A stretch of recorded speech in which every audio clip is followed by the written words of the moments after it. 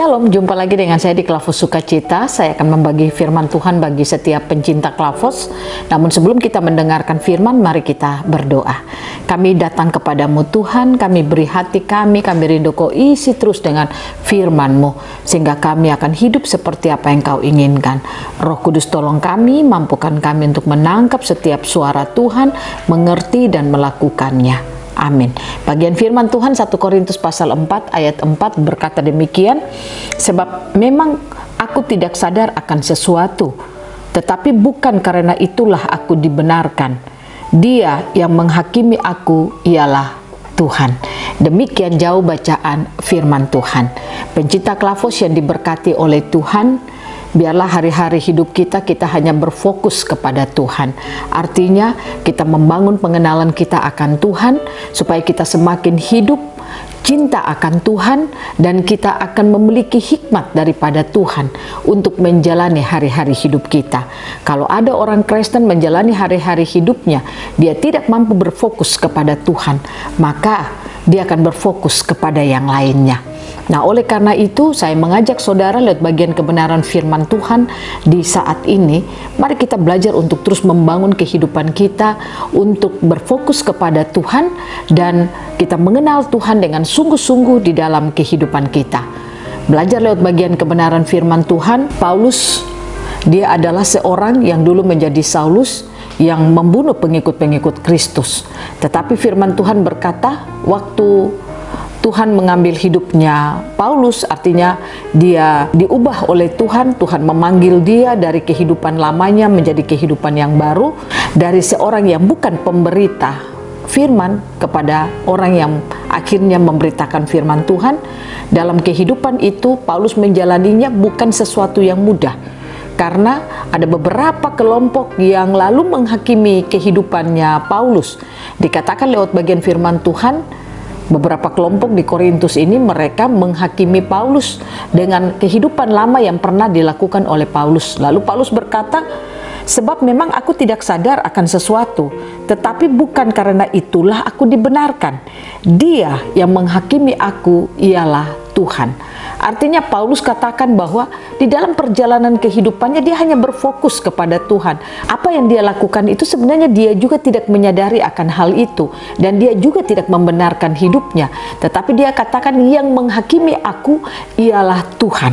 Ini Paulus mau mengajar kepada kita semua lewat bagian kebenaran firman Tuhan ini, bagaimana supaya hidup kita tidak menghakimi sesama kita.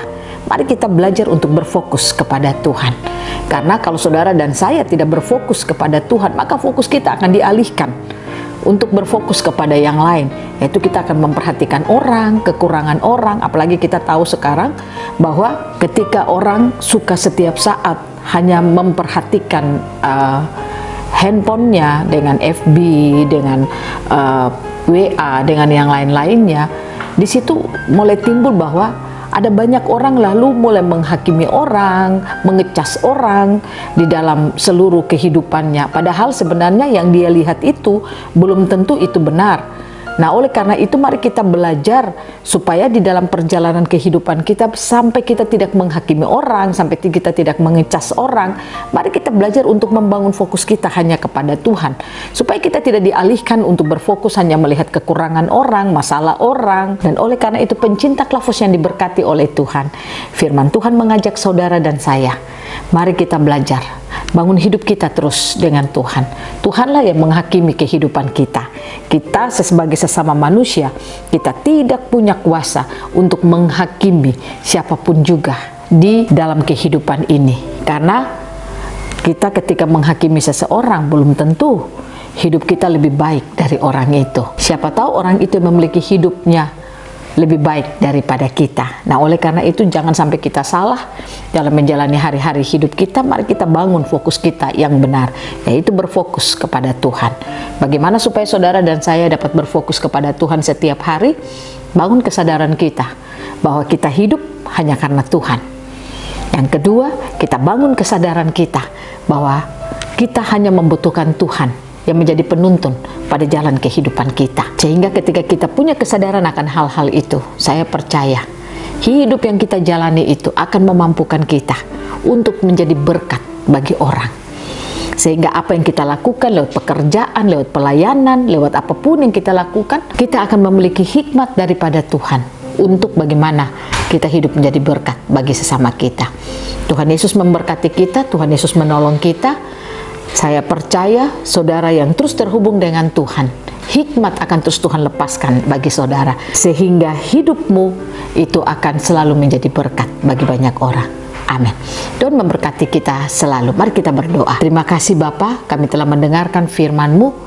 Berbicaralah terus bagi kami, Roh Kudus mampukan kami menangkap setiap perkataan Tuhan, sehingga kami mampu menjalani hari-hari hidup kami hanya berfokus kepada Tuhan, sehingga kami menjalani hari-hari hidup kami tidak hidup menghakimi sesama kami. Inilah kami Tuhan, kami sangat membutuhkan Roh Kudus menolong dan menyertai kami. Amin. Shalom, Tuhan berkati kita semua.